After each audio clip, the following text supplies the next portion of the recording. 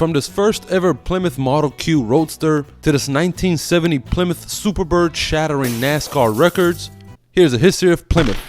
the car company. It's a sunny day on July 7th in 1928, which you can't tell of course because it's black and white, but Plymouth Automobile is being introduced at Madison Square Garden with the main purpose of being Chrysler's first entry in the low price field, which was being dominated by Chevrolet and Ford at the time. And their cars were initially priced higher than the competition, but they offered standard features such as internal expanding hydraulic brakes to make up for the extra cost. And since Plymouth was owned by Chrysler, these cars were sold exclusively through Chrysler's dealership, with their first car, which was the 1928 Plymouth Model Q Roadster, being priced at only $695. And just for some perspective, it's now almost 100 years later and my phone costs more than that car did. But with the Great Depression around the corner in the 1930s and Chrysler fearing bankruptcy, it was Plymouth and its affordable cars that saved the company through these tough times while many other companies filed for bankruptcy. And because of that, Plymouth was now being sold in all of Chrysler's divisions, including Dodge dealerships as well, and they eventually even rose to number 3 in sales among all cars in 1931. And they continued this rise steadily through the 1930s, and by 1939, Plymouth produced 417,000 cars, with almost 6,000 of them being two-door convertible coupes, featuring a 3.3-liter flathead 6 engine producing 82 horsepower, which was actually good for the time.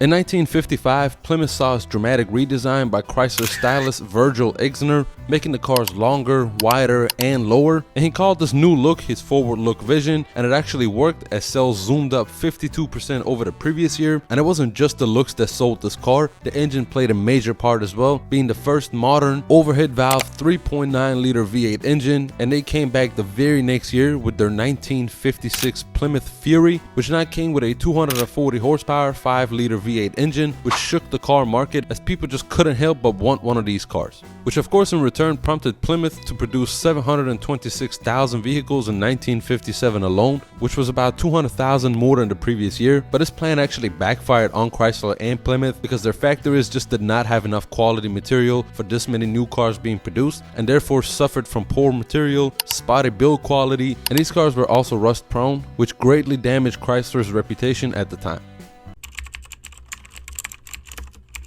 And even though sales suffered from quality control problems the previous decade, people still bought enough of the cars to keep the division steady, which gave them enough time to come out with their next banger, which was the 1964 Plymouth Fury, which came with a major restyle featuring a new slantback roofline for hardtop coupes, which would prove to be popular among teenagers and young buyers. And the same year, they also released their first sport car with the Plymouth Barracuda, which came with a 273 cubic inch small block V8 engine. And shortly after, in 1967, they also introduced the Plymouth Belvedere GTX, which now you could order with either the Super Commando 440 cubic inch V8 engine or the 426 cubic inch Hemi V8 engine. And with Plymouth looking for an advantage at the drag races against other muscle cars at the time, they also introduced down a stripped down Belvedere coupe called the Plymouth Roadrunner, equipped with a 4-speed manual transmission without all the bells and whistles adding weight to the car.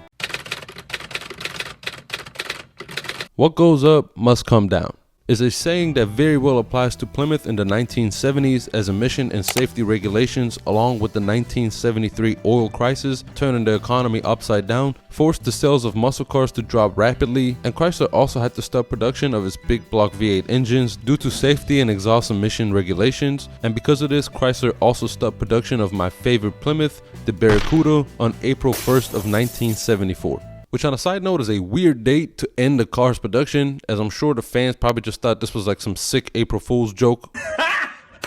Got him! And by the end of 1970s, we saw cars like the Grand Fury Sport Suburban and a new compact car called the Plymouth Horizon, which made it safe to say that the 70s were not nice at all to Plymouth.